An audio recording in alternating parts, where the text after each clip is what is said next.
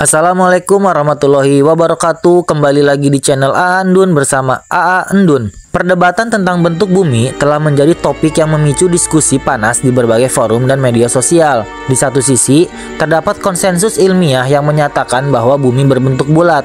Di sisi lain, terdapat sekelompok orang yang meyakini bahwa bumi sebenarnya datar. Perdebatan teori bumi datar ini, bila dibandingkan dengan perdebatan teori lainnya mengenai bentuk bumi, itu memang paling menonjol dan paling bertahan lama. Misalkan, teori Hollow Earth atau teori bumi berongga oleh Edmund Halley. Pada teori ini juga memang ada perdebatan, dan bagaimanapun anehnya teori ini, namun perdebatannya itu tidak selama dan tidak se-booming perdebatan dengan teori bumi datar. Kenapa bisa seperti itu? Salah satu alasannya karena teori-teori bentuk bumi yang lainnya itu yang mempopulerkannya atau mempopulerkan pertama kalinya itu adalah seorang ilmuwan, sehingga didasarkan pada hal-hal yang bersifat ilmiah. Sedangkan teori bumi datar yang pertama kali mempopulerkannya bukan oleh seorang ilmuwan, dan argumennya itu didasarkan pada kepercayaan spiritual. Nah, pada video kali ini, AA Endun akan membahas sedikit mengenai teori bumi datar, dari mulai sejarahnya, perkembangannya, dan beberapa bantahannya. Tapi sebelumnya, jangan lupa like, comment, subscribe dulu videonya, supaya AA Endun makin semangat buat kontennya. Yuk kita bahas. Sebenarnya, ide bahwa bumi berbentuk datar adalah pandangan kuno yang pernah dianut oleh banyak peradaban di dunia. Misalkan, seperti orang-orang Mesopotamia, Mesir kuno, dan peradaban Cina kuno. Mereka menganggap bahwa bumi itu datar. Namun, itu tidak masalah karena pendapat itu didasarkan kepada sistem kepercayaan mereka, bukan didasarkan pada metodologi ilmiah atau berlandaskan ilmu pengetahuan. Karena sebenarnya masalah itu muncul adalah saat pernyataan yang berlandaskan kepercayaan ini disangkakan seolah-olah merupakan pernyataan ilmiah. Bangsa yang pertama kali melakukan pengamatan bentuk bumi menggunakan kaidah ilmiah atau menggunakan metodologi ilmiah itu adalah bangsa Yunani kuno. Para filsuf Yunani seperti Pythagoras dan Aristoteles yang melakukan pendekatan menggunakan ilmu pengetahuan mengusulkan bahwa bumi berbentuk bulat berdasarkan pengamatan astronomis dan fenomena alam. Beberapa pengamatan yang dilakukan bangsa Yunani kuno sehingga mencapai kesimpulan bumi itu bulat. Pertama, Aristoteles mencatat bahwa selama gerhana bulan, bayangan bumi yang jatuh di bulan selalu berbentuk lengkung. Lalu, dia juga mengamati bahwa bintang-bintang yang terlihat di langit berubah sesuai dengan posisi seseorang di bumi. Semakin jauh seseorang bergerak ke utara atau selatan, semakin banyak bintang yang terlihat berbeda, yang hanya mungkin terjadi jika bumi itu berbentuk bulat. Lalu, salah satu pembuktian paling terkenal adalah yang dilakukan oleh Eratosthenes. Dia berhasil mengukur keliling bumi dengan cukup akurat menggunakan metode sederhana. Dia mengamati bahwa di kota Shen atau sekarang itu kota Aswan di daerah Mesir, pada saat titik balik matahari di musim panas, matahari berada tepat di atas kepala atau tidak ada bayangan. Namun, pada waktu yang sama di Alexandria yang berjarak sekitar 800 km di utara, matahari membuat bayangan dengan sudut sekitar 7,2 derajat. Dengan perbandingan sudut ini dan jarak antara kedua kota, Eratosthenes menghitung keliling bumi dan hasilnya sangat mendekati ukuran yang kita ketahui sekarang, atau sekitar 40.000 km. Dengan pengamatan-pengamatan inilah bangsa Yunani kuno berhasil menunjukkan bahwa bumi itu bulat, jauh sebelum teknologi modern berkembang. Pada abad ke-16, penjelajahan dan kemajuan teknologi navigasi pun memberikan bukti lebih lanjut tentang bentuk bumi. Pelaut seperti Ferdinand Magellan berhasil mengelilingi dunia, dan dia membuktikan bahwa bumi itu adalah sebuah bola. Menurutnya, di dunia modern, teori bumi datar itu kembali berkembang yang dipelopori oleh Samuel Rowbotham pada tahun 1838 dalam eksperimennya yang diberi nama eksperimen Bedford. Eksperimen Bedford ini merupakan percobaan yang dilakukan di sungai atau sebenarnya itu sebuah kanal atau irigasi di Bedford, Inggris. Eksperimen ini bertujuan untuk menguji apakah permukaan air sungai itu datar atau melengkung, yang dapat digunakan untuk membuktikan bumi bulat atau datar.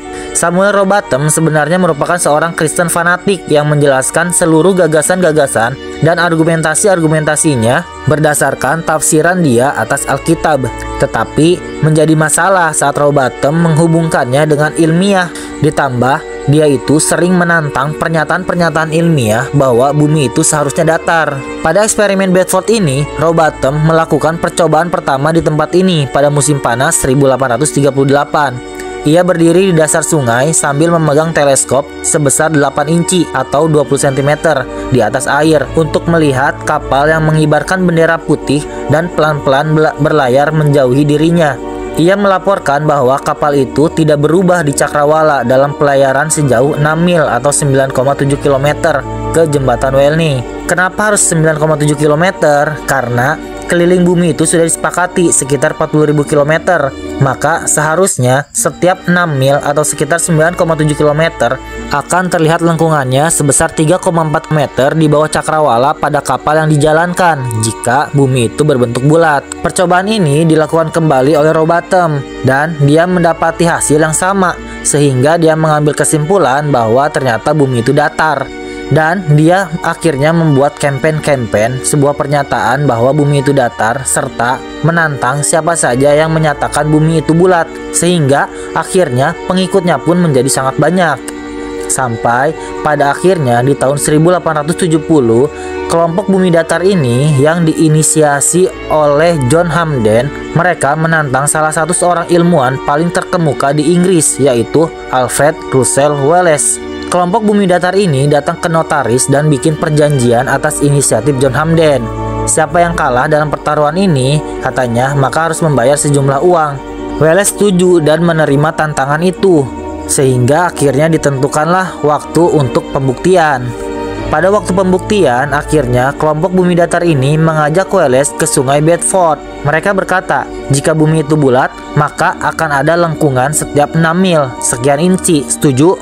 Oke, setuju, kata Alfred Wallace. Akhirnya, mulailah dilakukan eksperimennya. Eksperimen ini disaksikan oleh ribuan orang dari berbagai kalangan. Di sana juga ada hakim atau juri. Lalu di sana juga disaksikan oleh notaris, pengacara, ada juga pihak keamanan, dan tentunya ada para penduduk, baik yang pro bumi bulat maupun pro bumi datar. Mereka juga sangat penasaran. Mereka ingin tahu sebenarnya bumi itu bulat atau datar, dan mereka juga menanti-nantikan siapa yang akan memenangkan pertaruhan ini. Saat Wallace melakukan pengamatan, dia menemukan kesalahan dari eksperimen bumi datar saat melakukan pengamatan pertama kali yang menghasilkan tidak adanya lengkungan. Ternyata mereka itu gagal menunjukkan refraksi karena ternyata refraksinya ini tuh sebenarnya harus diukur dan dihitung ulang. Setelah refraksinya diukur dan rumus-rumusnya dimasukkan, maka diketahuilah dan terbuktilah bahwa terdapat lengkungan sehingga diperoleh kesimpulan bahwa bumi itu bulat, dan Wallace pun akhirnya memenangkan taruhannya. Walaupun setelah itu dia mendapatkan teror dan ancaman dari Hamden.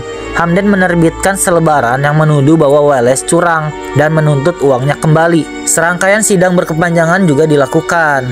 Namun hasilnya tetap sia-sia karena Hamden akhirnya dihukum dengan alasan pencemaran nama baik dan juga karena dia diketahui mengancam akan membunuh Wallace. Semenjak eksperimen itu, orang-orang di Inggris itu sudah tidak percaya lagi terhadap teori bumi datar. Dan sangat sedikit sekali yang mau membaca buku-buku atau risalah-risalah yang pernah mereka keluarkan sebelumnya. Semenjak saat itu, kelompok bumi datar akhirnya tenggelam. Jadi sebenarnya teori bumi datar itu semenjak eksperimen paling awal mereka itu sudah terbantahkan. Hingga beberapa ratus tahun kemudian, teori ini dihidupkan kembali dan booming kembali di media sosial khususnya itu semenjak tahun 2010. Kelompok teori bumi datar ini untuk memperkuat teori mereka seringkali mengeluarkan landasan argumentasinya. Salah satu argumentasinya adalah eksperimen Bedford ini, yang padahal sudah terbukti argumentasinya ini berhasil dipatahkan sejak eksperimen pertamanya. Kenapa mereka masih menggunakan teori ini? Kemungkinannya ada dua sebenarnya. Pertama, mereka itu benar-benar tidak tahu jika eksperimen ini sebenarnya berlanjut hingga tahun 1870 dan berhasil dipatahkan atau dimenangkan oleh Wallace. Atau yang kedua, mereka sebenarnya tahu tapi menyembunyikan hal ini karena memang biasanya orang-orang tertentu yang terlalu fanatik pada satu teori biasanya akan cenderung pada teori itu walaupun teori tersebut sudah terbantahkan. Berikut beberapa landasan argumentasi dari kelompok bumi datar dan sanggahan ilmiahnya. Pertama, mereka berpendapat bahwa ketika seseorang melihat horizon atau cakrawala, baik dari darat, laut, maupun dari pesawat, cakrawala itu tampak datar dan tidak melengkung seperti yang seharusnya terlihat jika bumi bulat. Mereka mengklaim bahwa jika bumi benar-benar bulat, lengkungan akan lebih jelas terlihat, terutama dari ketinggian. Hal ini sudah dibantah secara ilmiah. Cakrawala itu terlihat datar karena kelengkungan bumi sangat besar. Radius bumi itu adalah sekitar 6.731 km, sehingga kelengkungan di jarak pandang manusia biasa dari permukaan tanah atau laut tidak tampak secara jelas. Namun, sebenarnya kelengkungan bisa terlihat pada ketinggian yang lebih tinggi. Foto dari pesawat ruang angkasa, satelit, dan penerbangan balon udara di atas 35.000 kaki dengan jelas menunjukkan kelengkungannya. Beberapa eksperimen menggunakan drone dan balon udara menunjukkan bahwa horizon atau cakrawala mulai terlihat melengkung ketika mencapai ketinggian yang signifikan. Kedua, mereka itu berargumen bahwa air itu secara alami selalu mencari permukaan yang datar. Jika bumi bulat, air di lautan seharusnya melengkung mengikuti kelengkungan bumi. Namun, mereka berpendapat bahwa ini tidak pernah terlihat dan permukaan air selalu terlihat datar.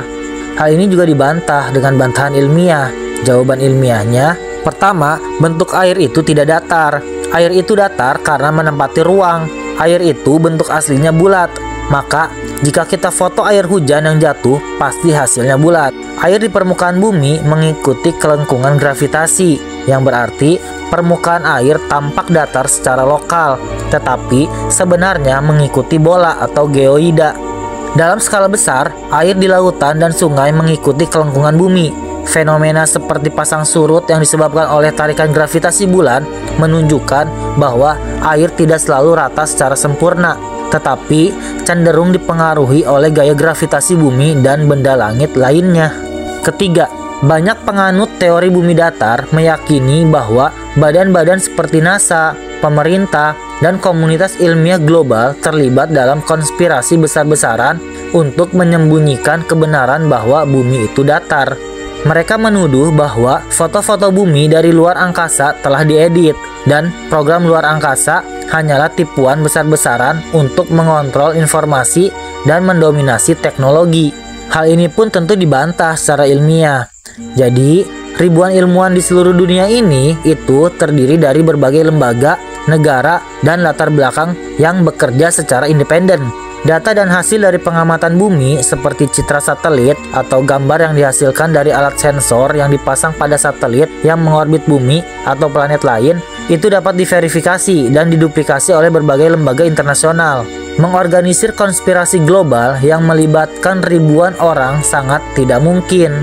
Banyak citra dan data yang dihasilkan oleh satelit yang beredar di orbit rendah bumi digunakan dalam berbagai aplikasi praktis seperti navigasi GPS, perakiraan cuaca, komunikasi global, dan pemetaan topografi.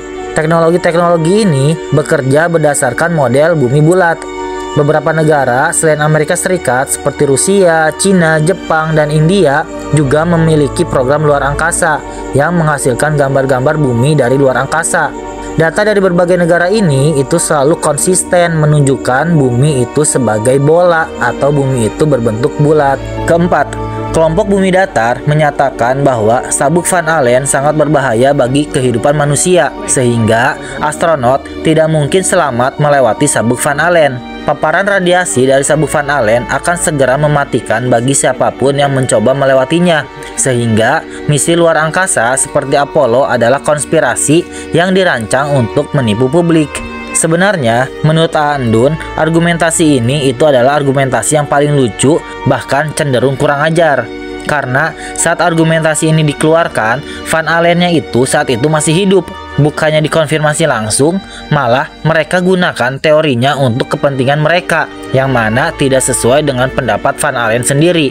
Pada tahun 2004, dalam sebuah artikel yang diterbitkan di majalah isu In Science and Technology, Van Allen menyatakan bahwa radiasi dari sabuk Van Allen tidak berbahaya bagi misi luar angkasa jangka pendek, seperti misi Apollo. Hal ini senada dengan bantahan ilmiah terkait teori bumi datar mengenai sabuk Van Allen ini. Astronot dalam misi Apollo melewati sabuk Van Allen hanya beberapa jam, sehingga paparan radiasi yang mereka terima itu relatif kecil. Jalur penerbangan pesawat Apollo pun itu direncanakan dengan hati-hati untuk meminimalisasikan waktu. Selain itu, pesawat luar angkasa dan pakaian luar angkasa yang digunakan astronot pun itu dirancang untuk memberikan perlindungan dari radiasi. Sebelum melakukan perjalanan pun, sabuk Van Allen ini sudah dipelajari secara ekstensif melalui berbagai misi satelit dan pesawat luar angkasa tanpa awak, sehingga hal ini benar-benar meminimalisir astronot untuk terpapar radiasi sabuk Van Allen. Sebenarnya masih banyak argumentasi lainnya dan semuanya itu sudah dibantah dengan penjelasan ilmiah. Namun karena keterbatasan waktu, mungkin akan Andun bahas di kemudian hari.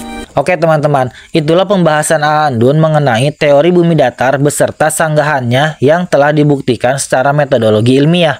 Meskipun pendukung teori bumi datar mengajukan banyak argumen, semuanya dapat dibantah dengan penjelasan ilmiah yang kuat dan berdasarkan bukti empiris.